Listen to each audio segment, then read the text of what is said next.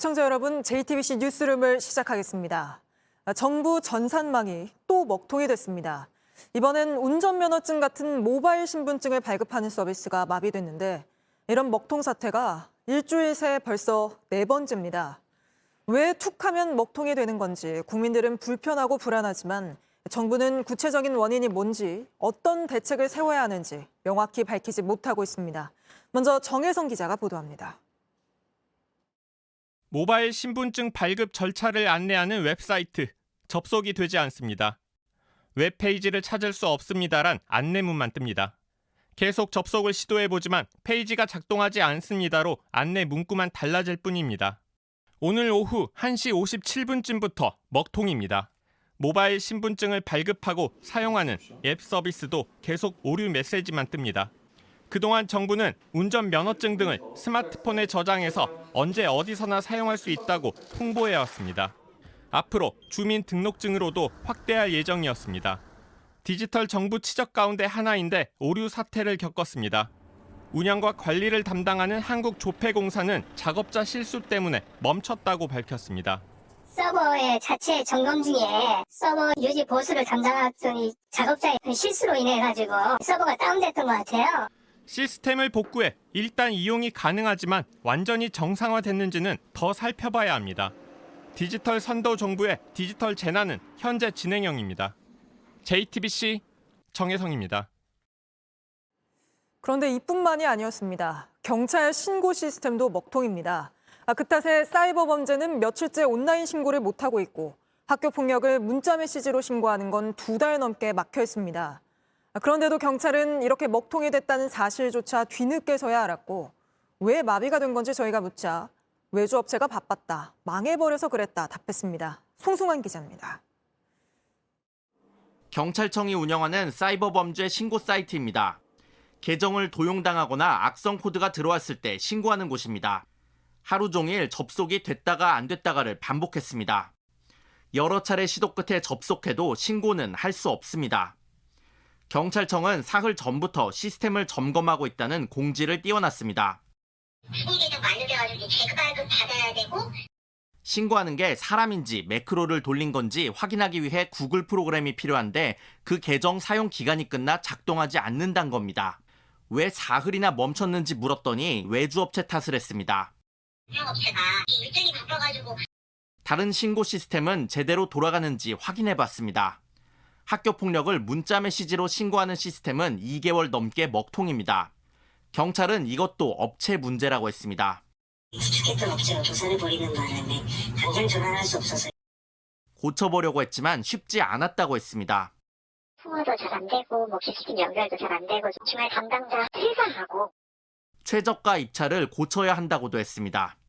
가장 저가를 내면 입찰이 되는 구조잖아요. 그러니까 우리가 키우면서 가르치면서 한다고 답답해 미치거든요.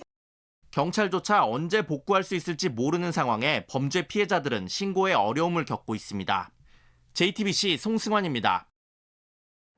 이렇게 먹통 사태가 잇따라 터지는 와중에 해외 출장을 갔던 이상민 행정안전부 장관이 오늘 귀국했습니다. 이 장관이 주재한 회의에선 원인을 찾자는 말이 반복됐고 이제서야 이런 전상망 마비 사태를 사회 재난으로 규정하기로 했습니다. 신진 기자입니다. 정부 행정망 마비 사태 발생 5일째였던 지난 21일, 이상민 행안부 장관은 영국 출장길에 올랐습니다. 영국 정부와 디지털 협력 업무 협약을 체결하기 위해서였습니다. 출장 기간 동안 주민등록 시스템, 조달청 나라장터 등에 잇따라 장애가 생겼습니다. 수습은 차관이 했습니다. 다시 한번 우리 국민들께서 불편을 겪으신 게 대해 송구하다는 말씀 다시 드립니다. 오늘 귀국한 이상민 장관은 취재진 앞에 모습을 드러내지 않았습니다. 미국 출장에서 급거 귀국했던 지난 18일, 취재진 앞에서 질문을 받았던 때와는 달랐습니다. 오늘은 인터뷰를 할 시간이 없어요. 귀국한 이 장관이 주재한 2번째 TF 회의에선 원인을 찾자는 말이 반복됐습니다. 디지털 정부가 한 단계 더 발전하기 위해서는 상세한 원인 분석과 근본적인 재발 방지 대책 마련이 필수적인 과제입니다. TF에 참여한 한 전문가는 원인 분석반 활동이 마무리되어야 본격적으로 대책을 마련하는데 원인 파악이 단기간에 되지는 않을 것이라고 했습니다. 정부는 이번 회의에서 디지털 장애를 사회적 재난으로 규정하기로 했습니다. 재난안전기본법 시행령을 개정해 국가기관 전산망 마비를 재난 및 사고의 유형에 명시할 예정입니다. JTBC 신진입니다. 친환경 업체들이 정부가 일회용품 규제 갑자기 바꿔 다 죽게 생겼다고 항의하자 환경부는 업체 사장님들 만나 일회용품 규제할 거다. 언제부터 할 건지 금요일에 다시 만날 때까지 답하겠다고 말했습니다. 오늘이 바로 그 금요일이었는데 환경부는 사장님들과 다시 만난 자리에서 말을 또 바꿨습니다. 이혜원 기자입니다. 나흘 전인 지난 20일 친환경 제품 업체 관계자들이 국회를 찾은 자리입니다. 환경부는 플라스틱 빨대 사용 금지 계도 기간을 언제 끝낼지 곧 밝히겠다고 했습니다. 계도 기간은 언제까지 할 것이냐 그 부분인데요. 빠른 시간 내에 그 답을 드릴 수 있을 겁니다. 근데 항상 말씀하실 때 보면은 빠른 시간 내에 정확한 결론을 안 주시기 때문에 이번 주 금요일에 또 추가 간담회가 있는 것으로 알고 있고요. 그 전까지는 답이 나갈 수 있습니다. 하지만 오늘 간담회에서도 시기를 못 박지 않았습니다. 환경부 측은 이번 주에 종료 시점을 발표한다는 말이 아니었다며 계도 기간을 무기한 연장하지 않겠다는 뜻이었다고 말했습니다. 친환경 제품 업체들은 크게 반발했습니다. 늦어도 금요일까지 발표를 하신다고 했는데 이제 무엇을 한다 해도 믿지도 못할 것 같습니다. 현재 재고는 2억 개 정도로 추산되는데 대책이 없으면 피해가 더 커질 수 있다는 겁니다. 환경부가 시민의식을 못 따라가는 데다 자꾸 말을 바꿔 혼란을 가중시켰다는 지적도 이어졌습니다. 오늘 또 그 입장을 밝히지 않는다라는 거는 스스로 준비가 되지 않았다라는, 또 준비 없이 이런 정책을 철회했다라는 것을 입증하는. SNS에는 친환경 물품을 쓰는 인증 사진을 올리며 환경부를 비판하는 움직임이 벌어지고 있습니다. JTBC 이혜원입니다.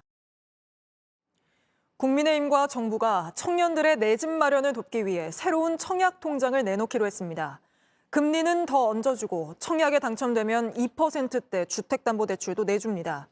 겉으로 보면 파격적인 조건인데 정작 청년들 반응은 엇갈렸습니다. 김민 기자입니다. 내년 2월에 출시될 청년 주택드림 청약통장은 만 34세 이하 무주택자 청년들만 가입할 수 있습니다.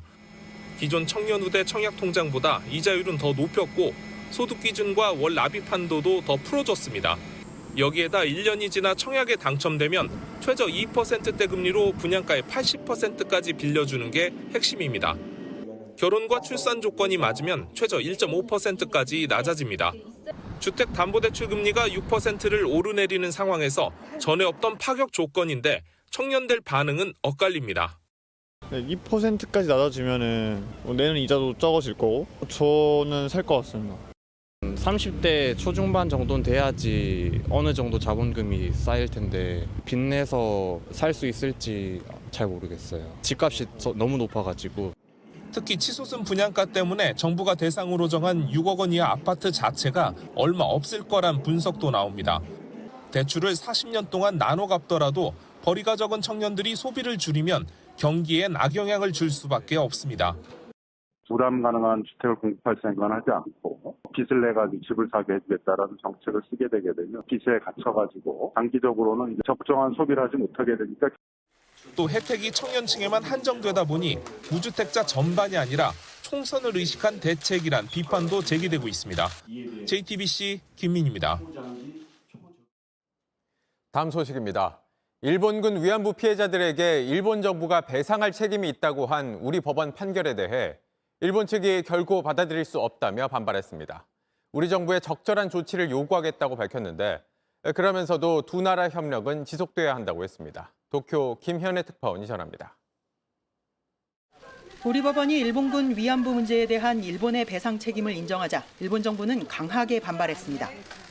引き続き韓国側が適切な措置を講ずることを強く求めてまいりたいと考えております。 이번 판결이 국제법 위반이란 점을 강조하며 한국이 시정 조치를 해야 한다는 겁니다. 앞서 일본은 어제 항소심 선고가 나온 직후 윤덕민 주일 대사를 불러들여 항의했습니다. 일본은 1965년 한일 청구권 협정을 통해 재산권 문제는 이미 해결됐고 2015년 한일 위안부 합의를 통해 최종적으로 위안부 문제도 해결됐다는 주장을 반복하고 있습니다. 일부 일본 언론은 이번 판결에 대해 한국의 사법 리스크가 올 들어 개선된 한일 관계에 찬물을 끼얹은 것이라고 평가하기도 했습니다. 다만 일본 정부는 한일 협력에 대해선 지속돼야 한다는 입장을 내놨습니다.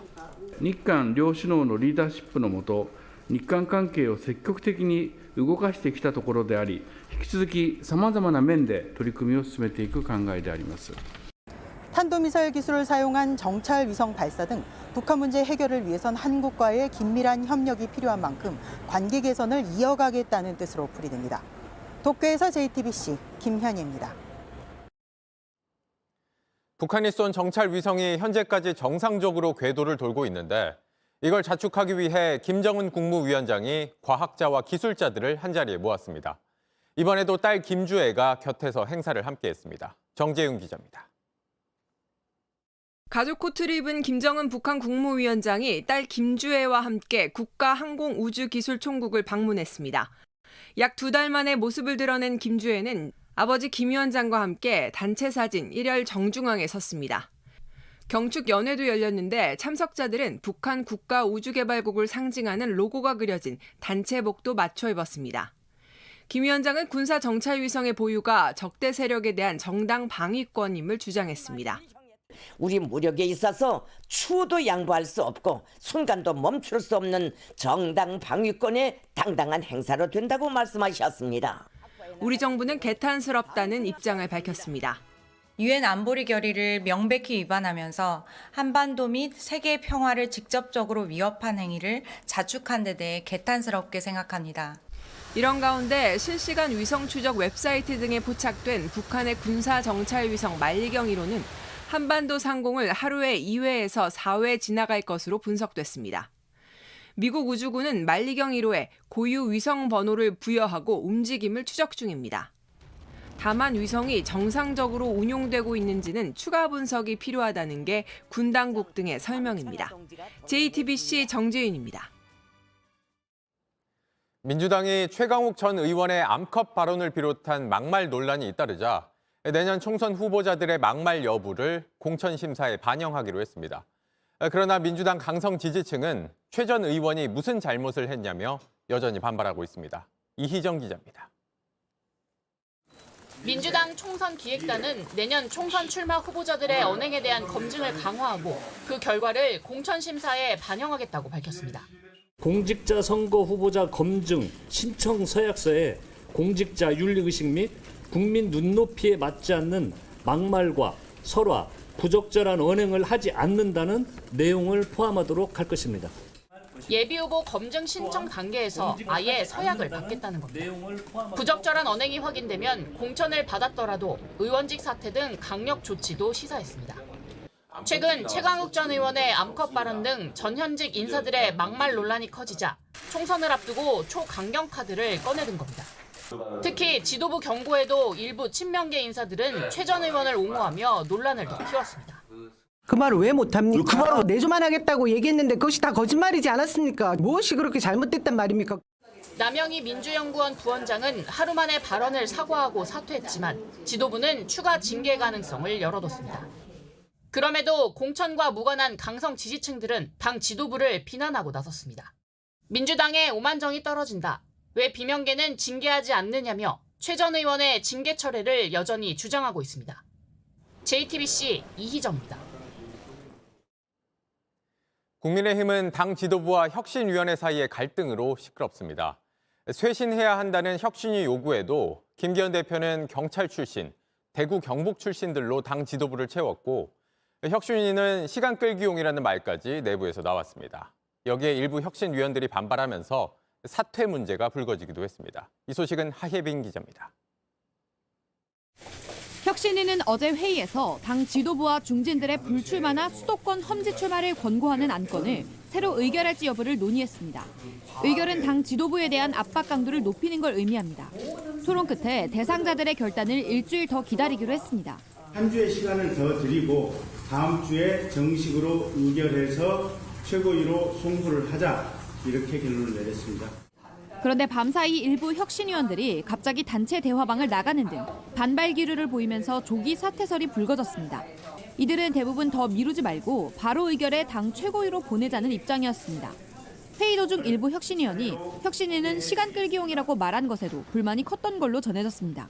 논란이 커지자 인유한 혁신위원장은 이들과 예정이 없던 오찬을 오늘 함께했습니다. 비공개 만남 끝에 혁신위는 이들이 사의 표명을 한 바가 없다고 발표했습니다. 인 위원장이 갈등을 서둘러 봉합한 겁니다. 하지만 당 내에서도 혁신위를 향해 지도부 들러리 서지 말고 자진 해산하라거나 혁신 없는 혁신팀의 말로라며 비판적인 의견이 나왔습니다. 논란과 무관치 않은 김기현 대표는 역시 말을 아꼈습니다. 결단하실 가능성이 좀 있으신가요? 좋은 의견들 잘 참고하도록 하겠습니다.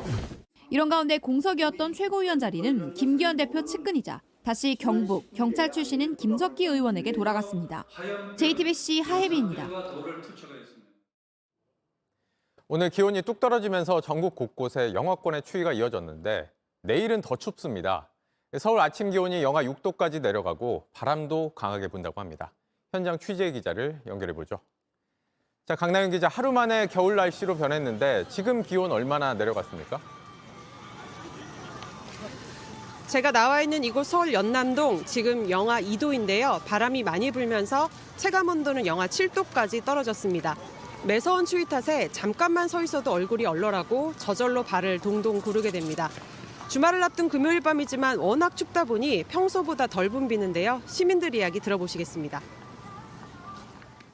내일을 입어가지고 어제는 되게 땀도 나고 그랬는데 오늘은 내일 입어도 조금 추울 정도여서 내일을 꺼내 입어.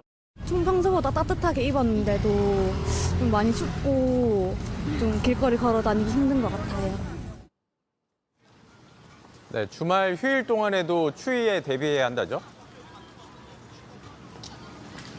주말 내내 계속 춥습니다. 내일 아침 서울은 영하 6도까지 떨어지고요. 대관령 영하 12도, 광주 영하 2도, 대구 영하 3도 등 전국이 영하 10도에서 1도 사이에 그치면서 올가을 가장 추운 아침이 되겠습니다. 게다가 바람까지 강하게 불면서 체감 온도를 더 끌어내릴 걸로 보입니다. 낮에도 기온이 크게 오르지 못합니다. 서울이 4도, 대전 6도, 대구 8도 정도에 그치겠습니다. 일요일인 모레도 아침 최저 기온이 영하 5도에서 4도, 낮 최고 기온은 5도에서 13도 수준입니다. 월요일에 잠시 추위가 누그러들지만 비가 그치고 다시 추워집니다. 기상청은 12월 초까지 기온 변화가 큰 만큼 각별한 건강 관리를 당부했습니다. 지금까지 서울 연남동에서 JTBC 강나현입니다. 겨울 대목을 기다렸던 스키장은 한파가 오히려 반갑습니다.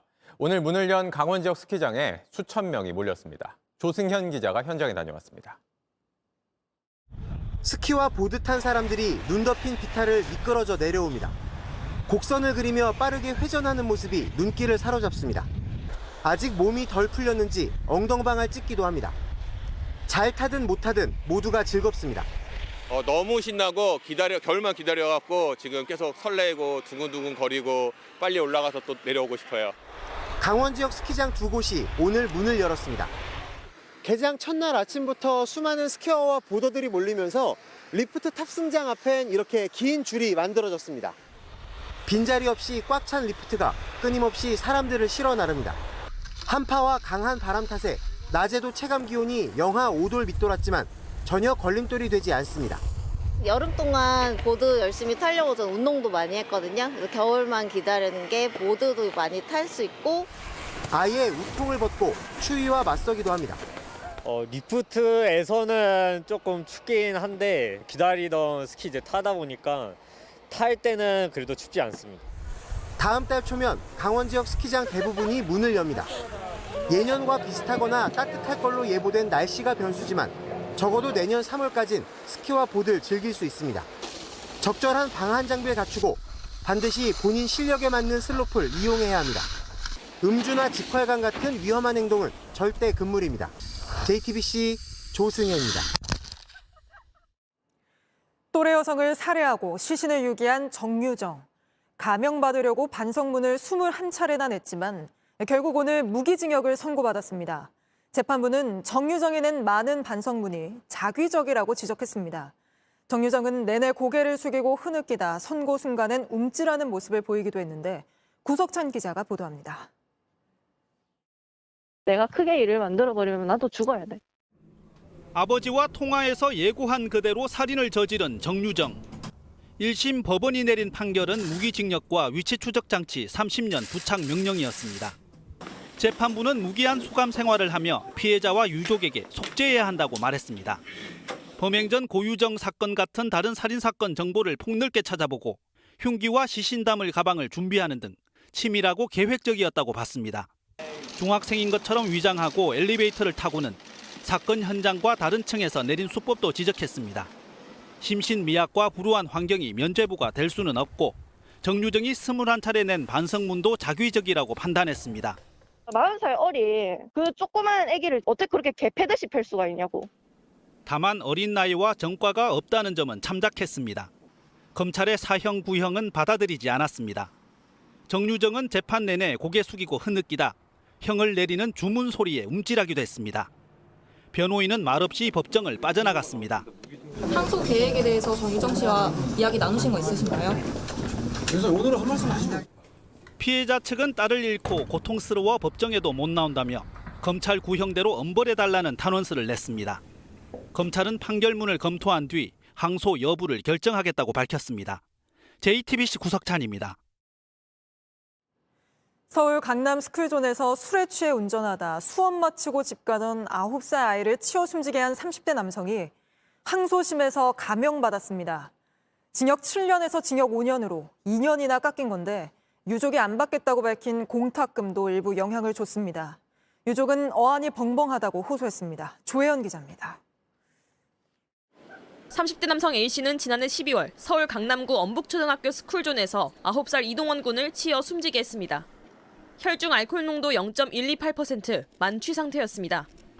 A씨는 구호 조치를 하지 않고 현장을 떠났다가 돌아와 뺑소니 혐의도 받았습니다. 1심은 뺑소니는 아니라고 보고 징역 7년을 선고했습니다. 오늘 항소심에선 징역 5년으로 더 줄었습니다. 역시 뺑소니 혐의는 인정되지 않았습니다. 특히 1심과 달리 음주운전과 어린이 보호구역 사건을 하나의 죄로 처벌하면서 형량이 낮아졌습니다. 공탁금도 일부 영향을 줬습니다. A씨는 1심 선고 직전에 3억 5천만 원, 2심 선고 전에 1억 5천만 원 등 모두 5억 원을 법원에 맡겼습니다. 공탁 부분도 제가 원심 그리고 이번 항소심도 정말로 받을 의지가 전혀 없다. 재판부는 스쿨존 사망사고 운전자에게 징역 2년에서 5년을 내리도록 권고하는 양형 기준을 참고했다고 밝혔습니다. 다만 피해자가 공탁금을 받을 의사가 없다고 하는데도 공탁이 피고인에게 유리한 양형 요소가 될 수 있는지는 논란이 있다며 공탁이 형량에 영향을 주지 않도록 제도 개선이 필요하다고 덧붙였습니다. JTBC 조혜연입니다. 자녀의 수능 시험 부정 행위를 적발했다는 이유로 한 학부모가 감독관 학교 찾아가서 인생 망가뜨려주겠다 협박하고 1인 시위 벌였다는 소식 어제 전해드렸습니다. 이 학부모를 이주호 교육부 장관과 조희연 서울시 교육감이 명예훼손과 협박죄 등으로 공동 고발하기로 했습니다. 박소연 기자입니다. 지난 16일 수능 감독관 A 교사는 한 수험생이 종료 종이 울렸는데도 답안지에 표기를 계속해 부정행위로 처리했습니다. 다음 날 수험생 학부모는 A 교사의 학교에 찾아가 항의했습니다. 학부모는 교사에게 우리 아이의 인생을 망가뜨렸으니 내 인생도 망가뜨려주겠다는 폭언도 한 것으로 전해졌습니다. 교육당국은 이 같은 행위가 수능의 공정성을 훼손하고 교권을 침해하는 것으로 보고 해당 학부모를 경찰에 고발하기로 했습니다. 명예훼손과 협박 등의 혐의를 적용할 것으로 보입니다. 부당하게 교권을 침해당하고 피해를 입으시는 부분에 대해서 엄중하게 판단하고 있고 신속한 조치를 결정하게 되었습니다. 교원단체는 교육당국의 조치를 환영한다면서도 수능 운영제도의 개선을 요구하고 나섰습니다. 수능 감독과 관련한 과도한 학생 항의와 학부모 민원이 해마다 반복되고 있지만 제대로 보호받지 못하고 있다는 겁니다. 교사노조는 학부모가 감독관의 학교 정보를 어떻게 파악했는지도 확인해야 한다고 촉구했습니다. JTBC 박소연입니다. 이스라엘과 하마스가 전쟁이 일어난 지 48일 만에 임시휴전에 들어갔습니다. 앞으로 나아가는 총을 내려놓고 서로 인질과 수감자를 맞교환합니다. 하지만 이스라엘은 이게 전쟁의 끝은 아니라고 경고했습니다. 정종문 기자입니다. 현지 시간 24일 오전 7시 가자 지구에서 총성이 멈췄습니다. 전쟁이 시작된 이래 지난 48일 동안 가자 지구에서 15,000명, 이스라엘에서 1,200명의 사망자를 낸 뒤입니다. 휴전 첫날 가자 지구로 식품과 의약품 등 구호 물품을 실은 트럭 200대가 들어갔습니다. 디젤 17만 리터 등 연료도 공급됐습니다. 현지 시간으로 오후 늦게, 우리 시간 오늘 밤부터는 양측이 합의한 대로 인질과 수감자들을 맞교환합니다. The first batch of civilians to be released from Gaza will be around 4 p.m. of the same day. They will be 13 in number, all women and children.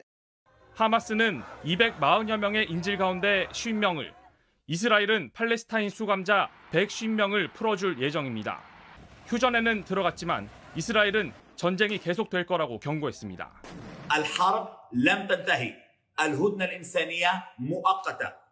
이스라엘군은 휴전 시작 직전까지 하마스의 거점으로 지목됐던 알시파 병원에 있는 지하 터널을 파괴했다고 밝혔습니다.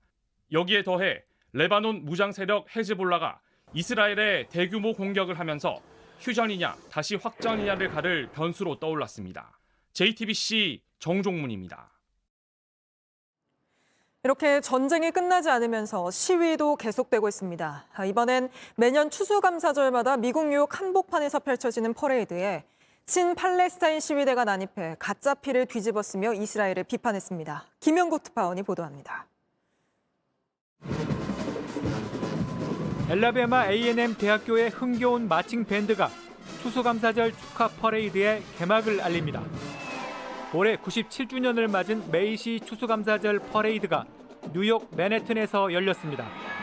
마칭 밴드 11개 팀과 대형 풍선, 연예인 공연 등이 축제 분위기를 달궜습니다. 조 바이든 대통령도 축하 메시지를 보냈습니다. We have to come together.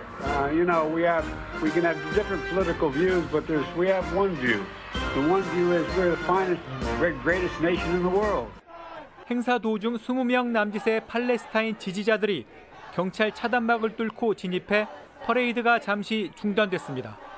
이들은 도로를 점거하고 인종 학살 등 이스라엘을 비판하는 구호를 외쳤습니다.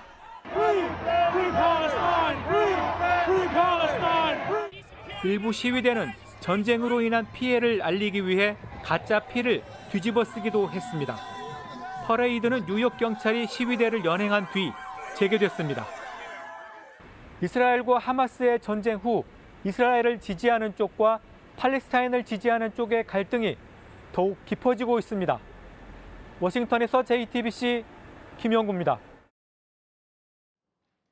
증권사의 프라이빗 뱅커 PB는 거액을 맡긴 고객들을 관리하는데 한 대형 증권사의 PB가 고객들 돈 수십억 원을 가로챈 사실이 JTBC 취재 결과 확인됐습니다. 수익률이 좋은 임직원 전용 상품이 있다고 속여 자신의 개인 계좌로 투자금을 빼돌린 겁니다. 정인아 기자가 취재했습니다. 강남에 있는 삼성증권 지점입니다. 이곳에서 일하는 한 수석 PB는 지난 2016년 지인 A씨에게 수익률이 좋은 임직원 전용 상품에 대신 투자해주겠다고 했습니다. 자신의 개인 계좌로 돈을 보내라고도 했습니다. 1, 2년 동안 이자가 잘 나오고 하다 보니까 저는 계속 금액을 늘려가게 됐죠. 이렇게 7년여 동안 신뢰를 쌓았습니다. 그러다 지난 5월 수석 PB가 A씨에게 사진 하나를 보냅니다. 열흘 만에 이자 3.35%를 주는 상품이 나왔다고 적혀 있습니다. 돈이 없다고 하니 구해보라고도 써 있습니다. 회사 지원팀장이 자신에게 보냈다는 건데 위조한 거였습니다. 결국 A씨는 지인 14명을 더 모아 지난 6월 수석 PB에게 43억 원을 맡겼습니다. 임직원을 위한 그렇게 나올 수가 없는 구조이기 때문에 혹시 WM 지원팀장이라는 사람이 있어요? 없습니다. 지난 7월부터 수익금을 주지 않기 시작했습니다. 그러다 10월에 잠적했습니다. 그제서야 피해자들은 지점장을 찾아갔고 증권사도 피해자들을 만난 뒤에야 수석 PB의 범행을 알게 됐습니다. 증권사는 지난 1일 수석 PB를 금융감독원에 신고하고 지난주에 해직시켰습니다. 증권사는 이런 일을 막기 위한 교육 등 필요한 조치를 해왔다며 다만 직원 개인 계좌까지 들여다볼 근거는 없다고 밝혔습니다. 금감원은 증권사의 내부 통제 시스템을 다시 검토하라고 주문했습니다. 수석 PB는 10일 경찰에 자수했고 일부 피해자는 수석 PB를 경찰에 고소했습니다. JTBC 정인아입니다. 피해자와 가해자 역할을 연기할 사람들을 모집해 교통사고가 난 것처럼 꾸미고 보험금을 가로채운 일당이 경찰에 붙잡혔습니다. 이런 식으로 17차례에 걸쳐 일부러 사고를 내고 수억 원을 빼돌렸습니다. 이승환 기자가 취재했습니다. 자동차 뒤에 선 남녀가 이야기를 나눕니다. 남성이 휴대전화에 뭔가 입력하고 손짓하더니 각자 흩어집니다. 잠시 뒤 흰 승용차가 골목을 빠져나가고 이 모습을 지켜보던 다른 차가 뒤따라갑니다. 차로를 바꾸는 흰 승용차에 가깝게 붙어가더니 그대로 들이받습니다. 5달 뒤 다른 도로, 진로를 바꾸는 흰색 승용차를 검은색 승용차가 추돌합니다. 우회전하려고 잠시 멈춘 차량을 일부러 들이받기도 합니다. 일반적인 고의 사고가 아니라 가해자와 피해자 둘 다 한통속이었습니다. 마치 드라마 촬영하듯 사고 연기를 한 겁니다. 사고가 반복적으로 나가지고 좀 사고가 이상하다 의문점을 가지고 이 범죄를 계획한 일당은 구인 사이트에 공고를 올려 가담자를 모집했습니다. 사고 연기에 활용할 차를 가져오면 최대 350만 원, 동승자는 60만 원을 준다고 했습니다. 서로 텔레그램을 통해서 연락을 했었고요. 처음이냐라는 질문을 받았었고요. 가해자와 피해자 역할을 나눴고 자연스럽게 사고를 내도록 연출했습니다. 동승했던 사람들은 예전에 같이 일했던 사람들이다. 핸드폰 보다가 차를 못 보고 충돌한 것이라고 얘기하고 이런 식으로 일으킨 교통사고는 17건, 타낸 보험금은 2억 7천만 원입니다. 경찰은 59명을 붙잡고 주모자 6명을 구속했습니다. 아무리 연기해도 덜미는 잡힙니다. JTBC 이승환입니다. 뜨거운 이슈를 360도 가상현실로 살펴보는 이슈 360입니다. 강원도 설악산에 결국 케이블카가 생깁니다. 말도 많고 탈도 많았죠. 우여곡절 끝에 이번 주 첫 삽을 떴습니다. 계획대로면 3년 뒤 2026년부터 케이블카를 타고 설악산을 오르내리게 됩니다. 아래쪽 오색리 정류장부터 설악산 끝청 봉우리까지 3.3km 구간을 다닙니다. 보통 가장 높은 대청봉까지 오르는데 4시간 정도 걸립니다. 왕복은 8시간, 만만치 않은 일이었죠. 그런데 케이블카 타면 15분 안에 끝청에 도착합니다. 여기서 대청봉은 1시간 거리입니다. 지자체에선 케이블카 덕에 사람들이 몰려서 1,300억 원 경제 효과가 있을 거다 이렇게 주장을 합니다. 그러나 반대하는 쪽에선 이게 너무 부풀려진 수치라고 반박을 합니다. 첫 삽을 뜨는데 41년이 걸렸습니다. 이렇게 오래 걸린 건 환경 파괴에 대한 우려 때문이었죠. 공사 과정에서 위아래로 정류장을 짓고 노선 따라 철탑 6개를 세우게 됩니다. 환경단체들은 200살이 넘는 나무를 비롯해 산림과 식생이 훼손될 거라고 우려합니다. 또 원래부터 산을 지켜왔던 사냥과 삭, 담비 같은 멸종 위기종이 쫓겨나는 것도 문제라고 말하죠. 이런 걱정은 해소되지 않은 채 공사가 시작됩니다. 무엇보다 생태계 그대로 보존하자며 국립공원으로 지정한 곳인데 정부가 예외를 만들어 개발 빗장을 풀어줬습니다. 설악산도 되는데 우린 왜 안 되냐며 북한산, 지리산 같은 국립공원에도 케이블카 설치 요구가 나올 걸로 보입니다. 이미 설악산 개발 열어줬으니 거부할 명분도 없는 상황입니다. 올해 초에는 공항을 짓겠다는 이유 하나 때문에 국립공원인 흑산도 일부 지역이 국립공원에서 해제되기도 했었죠. 국립공원 면적은 우리 국토의 4%입니다. 다른 곳은 몰라도 이 4%만큼은 있는 그대로 지키자는 거였는데 이마저도 개발 논리에 밀려 곳곳이 훼손 위기에 몰리고 있는 겁니다. 이슈 360이었습니다. 앞바퀴가 이렇게 하늘로 들린 트럭이 서 있습니다. 다리에 꽉 끼어 빼는 데만 1시간 반이 걸렸는데 어쩌다 이런 일이 일어난 건지 윤두열 기자가 보도합니다. 도로 위를 트럭 한 대가 달립니다. 자세히 보니 뭔가 이상합니다. 적재함이 위로 들려 있습니다. 뒤에서 경적을 울려보지만 곧바로 다리와 부딪힙니다. 적재함이 다리에 끼며 트럭은 세로로 섰습니다. 앞바퀴는 하늘을 향했습니다. 어제 오후 4시 50분쯤 경북 구미의 한 도로에서 벌어진 일입니다. 운전자는 착석을 하고 있었지만 하늘을 바라보는 상황이었고 탈출을 하고 싶어도 할 수 없는 상황, 이제 높이가 있으니까. 사다리 차를 동원해 50분 만에 운전자를 빼냈습니다. 크게 다친 곳은 없었습니다. 하지만 사고 수습이 힘들었습니다. 대형 견인차 2대가 출동해 트럭을 빼내는데 1시간 30분이 걸렸습니다. 견인차를 지금 30년 가까이 했는데 이건 처음 봤어요, 나도. 한 대가 땡기게 되면은 앞에 그대로 낙하를 하겠죠. 머리 부분을 한 대가 더 잡고. 그 사이 혼잡이 빚어지기도 했습니다.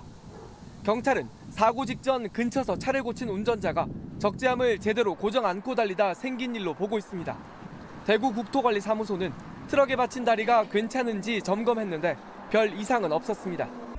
JTBC 윤두열입니다. 한 오피스텔 1층 분리수거장에서 불이 났는데 순식간에 옥상까지 번지면서 주민 22명이 다쳤습니다. 이번에도 이 충북 제천 스포츠센터 화재 때처럼 잘 타는 외벽 마감재가 불을 키운 걸로 보입니다. 정영재 기자입니다. 건물 사이 검은 연기와 불길이 보입니다. 불길은 삽시간에 14층 옥상까지 타고 올라갔습니다. 오늘 새벽 4시 14분쯤 대전의 한 오피스텔에서 불이 났습니다. 시작은 1층 분리수거장이었는데 고층 주민들까지 모두 22명이 연기를 마셨습니다.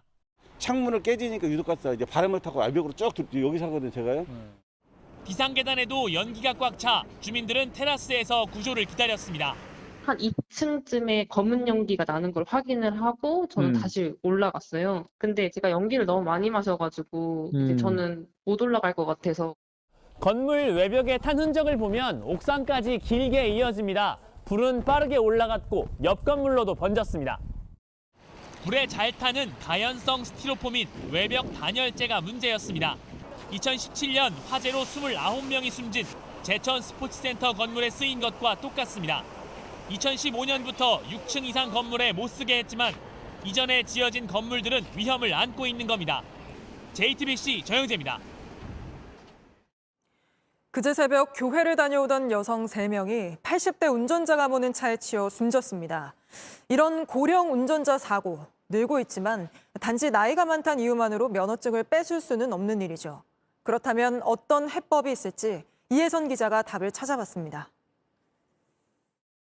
어두운 새벽, 보행 신호가 들어오고 여성 3명이 길을 건넙니다. 길 중간쯤까지 걸어갈 무렵 80대 운전자가 모는 차량이 달려옵니다. 속도를 줄이지 않고 그대로 여성들과 부딪힙니다. 가장 최근 일어난 고령 운전자 인명사고입니다. 고령 운전자 사고 건수는 지난 2020년부터 꾸준히 3만 건을 유지하다 지난해 최다치를 찍었습니다. 일정 나이를 넘기면 운전면허를 반납해야 한다는 주장이 나오고 세대 갈등까지 벌어지는 이유입니다. 나이가 들수록 인지 기능과 반응 속도가 떨어지는 건 사실입니다. 운전 50년 차, 무사고 경력 86세 운전자와 주행 실험을 해봤습니다. 출발부터 쉽지 않습니다. 내비를 안 찍었는데. 조금 낯선 길은 방향이 헷갈립니다. 어디로 돌아? 저 뒤로 돌아. 아니야. 저 뒤로 돌아야 돼. 일로 가야 돼. 일로는 못 가니까요. 운전이 예전 같지 않습니다. 물이 안 잠겨졌다. 또 어디가 안 잠겨졌어? 다 됐어요. 어르신 안전벨트 하면서 그래요. 이 운전자 실제 면허 반납을 고려하고 있습니다. 하지만 각자 사정에 따라 운전을 포기할 수 없는 사례도 많고 남편이 보행이 수월치 않아서 택시를 매번 이용하기에는 좀 그렇고 그래서 제가 운전을 하는 게 나으니까. 신체 반응 능력을 나이만으로 따질 수는 없습니다. 법규 위반은 꼭 고령자분들만 하시는 건 아니거든요. 전문가들은 면허 갱신 때마다 나이를 불문하고 반응 능력을 정확히 파악하는 게 먼저라고 지적합니다. JTBC 이혜선입니다. 전 세계에서 인기였던 드라마 오징어 게임을 그대로 재현한 예능 프로그램이 선을 보였는데 평가가 좋지 않습니다. 여기에 일부 참가자들이 촬영 중에 부상을 입었다는 논란까지 불거졌습니다. 정재우 기자입니다.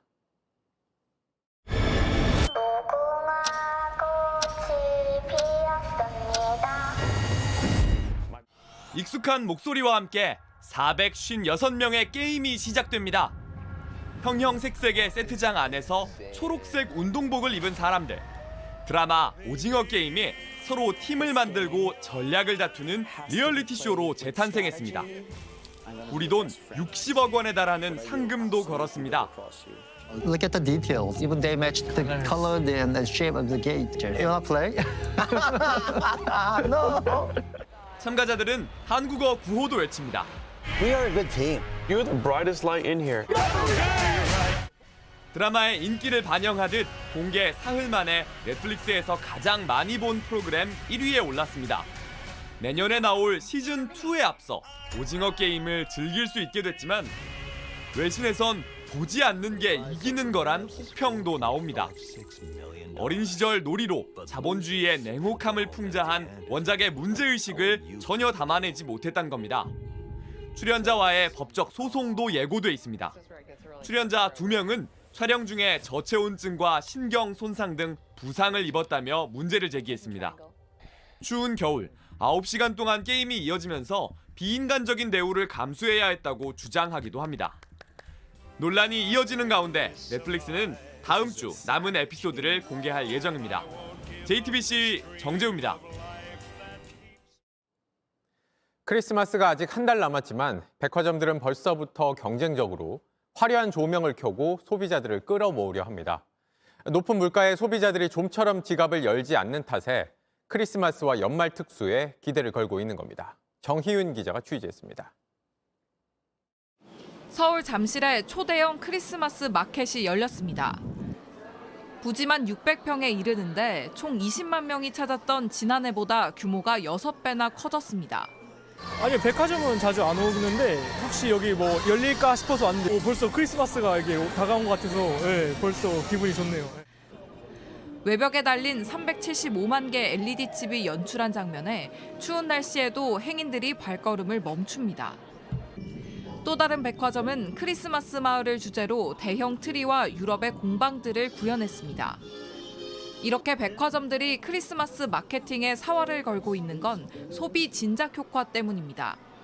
크리스마스라는 좀 따뜻한 연말을 보내실 수 있도록 그만큼 또 긍정적인 효과를 얻을 수 있을 거라고 기대하고 있습니다. 올해 3분기 국내 백화점 3사 영업이익은 모두 1년 전보다 2자릿수 감소했습니다.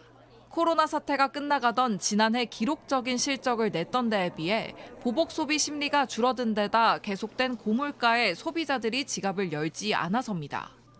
물가가 비싼 건 맞아가지고 지갑 열기 선뜻 좀 어렵긴 해. 구경만 하고 그냥 나올 것 같은데.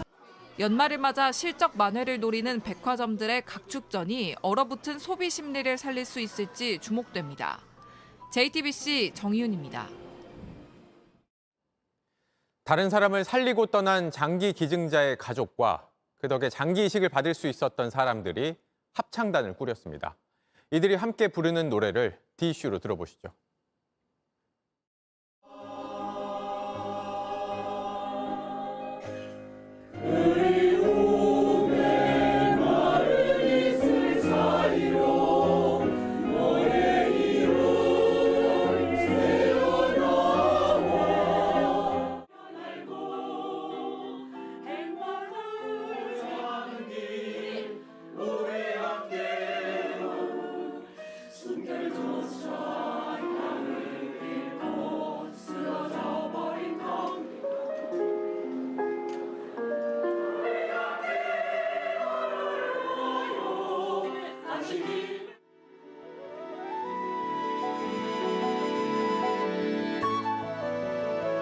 옆에만 있어도 향기가 나는 아이였었거든요. 이틀을 못 넘긴다 그랬어요, 병원에서. 집에서는 장례 시장도 인천에다가 잡아놨어요. 손잡으면서 들어주니까 치유가 되는 겁니다.